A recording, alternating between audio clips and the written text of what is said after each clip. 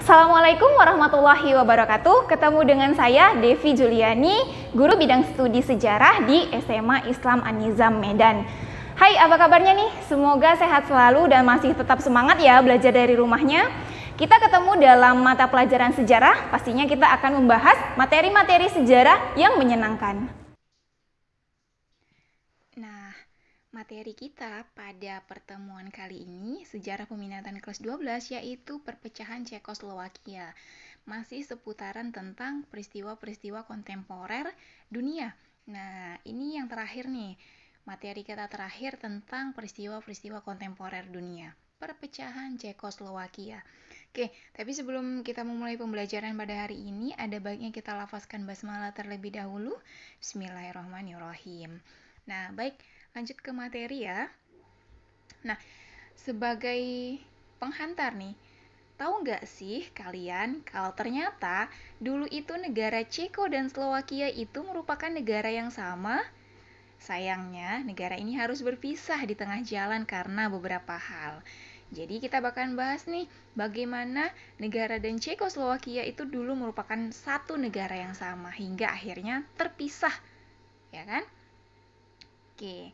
Nah, diawali dengan penjelasan awal mula Republik Cekoslowakia.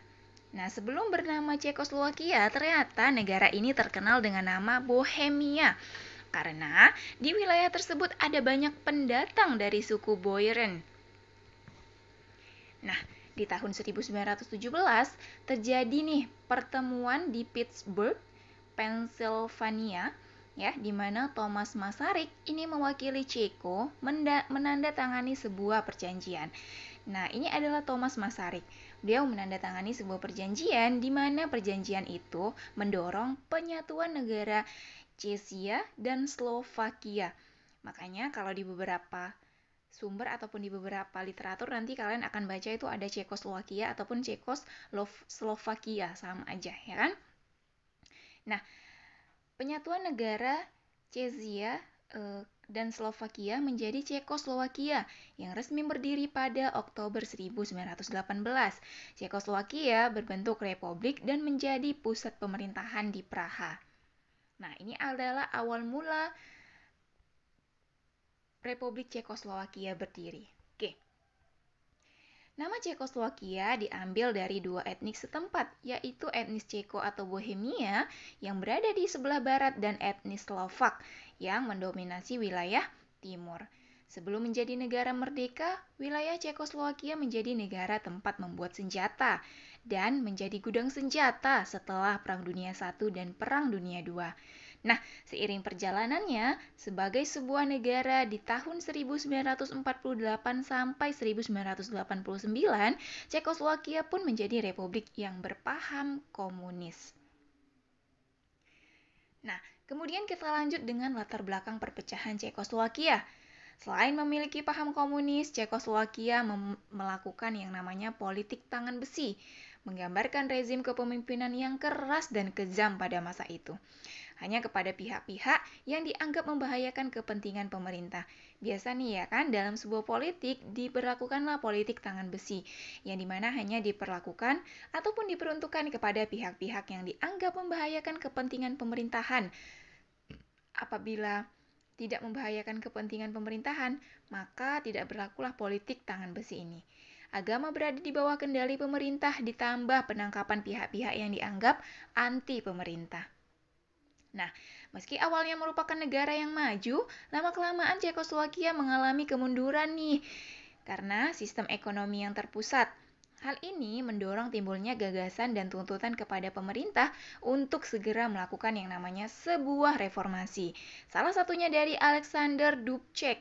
Nah, ini sudah ada di tampilan layar handphone kalian ataupun layar gadget kalian ya kan, dari Alexander Dubček. Dialah yang kemudian menjadi salah satu ataupun salah seorang yang menuntut pemerintah untuk melakukan sebuah reformasi. Nah, pada tahun 1968, Dubček yang pro reformasi ini terpilih menjadi sekretaris tertinggi Partai Komunis. Ada beberapa kebijakan yang diberlakukan Dubcek. Salah satunya adalah melonggarkan pengawasan terhadap media. Periode reformasi ini sering disebut dengan nama Musim Semi Praha yang berlangsung pada tanggal 5 Januari 1968 sampai 21 Agustus 1968. Ya, hanya berkisar beberapa bulan saja.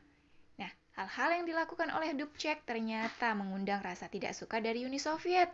Kenapa nih ternyata mengundang rasa tidak suka dari Uni Soviet? Karena pendukung ideologinya berkurang. Kita tahu bahwa Uni Soviet merupakan penganut ideologi komunis. Sementara Dubček ini sangat pro-reformasi. Nah, Uni Soviet akhirnya menginvasi Cekoslovakia bersama beberapa negara lainnya pada tanggal 21 Agustus 1968.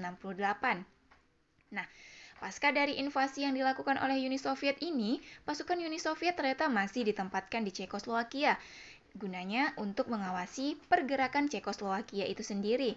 Dubček yang menjadi kepala negara tidak bebas nih untuk melakukan sesuatu. Dan akhirnya Dubček pun mundur pada tahun 1969. Nah, kepemimpinannya kemudian digantikan oleh Gustav Husak yang pro-komunis. Kalau tadi Dubček pro-reformasi, penggantinya ini Gustav Husak pro-komunis.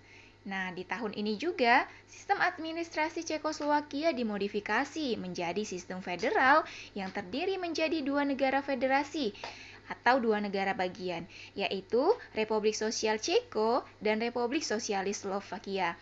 Mulai deh nih terjadi pemisahan, ya kan, antara Republik Sosialis Ceko dengan Republik Sosialis Slovakia. Nah, pada tahun 1989, terjadi demonstrasi yang disusul tekanan dari rakyat untuk melakukan reformasi politik. Sadar apabila dengan melawan demonstran hanya akan memantik permasalahan yang lebih besar, pemerintah Cekoslovakia akhirnya melunak dan mengizinkan yang namanya pembentukan pemerintahan koalisi dengan kubu oposisi non-komunis. Nah, kemudian terbentuknya pemerintahan koalisi kemudian diikuti dengan naiknya Václav Havel sebagai presiden dari Cekoslovakia pada bulan Desember 1989. Periode dari komunis ke demokratis ini kemudian dikenal dengan nama Revolusi Beludru. Ingat ya, reformasi Beludru, yaitu periode dari komunis ke demokratis. Nah, atau biasa dikenal juga dengan Revolusi Velvet yang terjadi pada 17 November sampai dengan 29 Desember 1989. Nah, Václav Havel merupakan salah satu tokoh yang membawa demokrasi ke Cekoslovakia.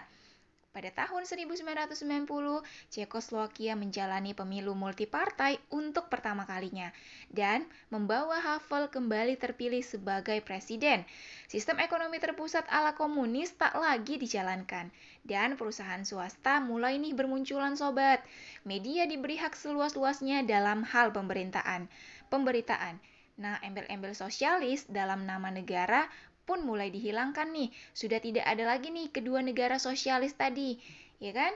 Tadi kita tahu bahwasanya sudah terbentuk dua negara bagian, yaitu Republik Sosialis Ceko dan Republik Sosialis Slovakia. Mulai dihilangkan kata sosialis dari negara ini. Oleh siapa? Ya, oleh Václav Havel ini. Nah, kemudian revolusi ini ternyata menimbulkan perdebatan di dalam parlemen Ceko maupun di dalam parlemen Slovakia. Hingga akhirnya pada 1 Januari 1993, kedua negara tersebut memutuskan untuk pecah atau berdiri sendiri-sendiri. Nah, kedua negara yang dimaksud itu adalah negara Ceko dan Slovakia. Di samping revolusi Beludru, penyebab lainnya adalah perpecahan anggota parlemen karena ada yang mendukung adanya desentralisasi atau pemusatan dan ada yang tidak setuju. Akibat pusat pemerintahan yang berada di kota Praha, anggota parlemen dari wilayah Slovakia tidak setuju karena dianggap tidak adil bagi wilayahnya. Nah, karena memang pusat pemerintahannya tadi kan kita sudah bahas di kota Praha. Nah, ternyata untuk wilayah Slovakia ini tidak setuju nih. Kenapa harus di sana gitu ya kan? Maka kemudian mereka memutuskan untuk menjadi negara yang berdiri sendiri. Nah, kita lihat nih sobat, faktor-faktor yang mempengaruhi perpisahan Cekoslovakia. Setidaknya ada tiga faktor yang mempengaruhi perpisahan Cekoslovakia ataupun Cekoslowakia. Di mana yang pertama, adanya perbedaan kondisi masyarakat dan infrastruktur antara kedua negara, antara negara Ceko maupun negara Slovakia. Nah, kemudian yang kedua, Ceko menganggap Slovakia sebagai beban. Sebaliknya, Slovakia merasa dianaktirikan. Karena untuk wilayah pemerintahan seperti tadi itu kan berada di wilayah Ceko. Makanya nih Ceko menganggap Slovakia sebagai beban. Begitu juga dengan sebaliknya, Slovakia kemudian merasa dianaktirikan. Kemudian faktor yang ketiga, setelah sistem komunis tumbang, kedua negara sepakat nih akan lebih mudah berkembang jika keduanya menjadi negara yang terpisah. Maka kemudian terpisahlah antara negara Ceko dan Slovakia. Nah, sobat, meski Ceko dan Slovakia telah berpisah, perpecahan Cekoslowakia ini ternyata berlangsung dengan damai, sehingga tidak ada nih konflik yang menyelimuti. Kalau kita bahas kemarin, peristiwa-peristiwa kontemporer sebelumnya ya, peristiwa-peristiwa kontemporer dunia sebelumnya, itu selalu diawali ataupun selalu diselipkan dengan yang namanya konflik tidak damai gitu. Berbeda dengan Cekoslowakia ini, mereka berpisah dengan cara yang damai. Oke. Nah, jadi sobat semua udah tahu nih ya kan, ternyata sekarang negara yang kita kenal dengan negara Ceko dan juga negara Slovakia ini ternyata pernah menjadi satu negara. Tapi akhirnya karena beberapa hal yang sudah kita bahas tadi, kedua negara ini akhirnya memilih untuk berpisah. Oke. Nah, gimana?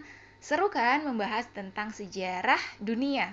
Gitu, kita bisa tahu tentang negara-negara luar, tidak hanya negara kita saja, negara Indonesia. Oke, baik. Ini adalah materi singkat kita pada hari ini tentang perpecahan Cekoslovakia ataupun Cekoslowakia. Oke, semoga kalian paham dan semoga mudah dimengerti. Sampai ketemu di video pembelajaran selanjutnya. Kita akhiri pembelajaran pada hari ini dengan melafazkan hamdalah. Alhamdulillahirabbil alamin. Wassalamualaikum warahmatullahi wabarakatuh. Demikian pembelajaran kita kali ini. Sampai ketemu di video-video pembelajaran selanjutnya ya. Jangan lupa like, komen, dan share video ini. SMA Islam Aniza Medan, unggul, cerdas, islami. Wassalamualaikum.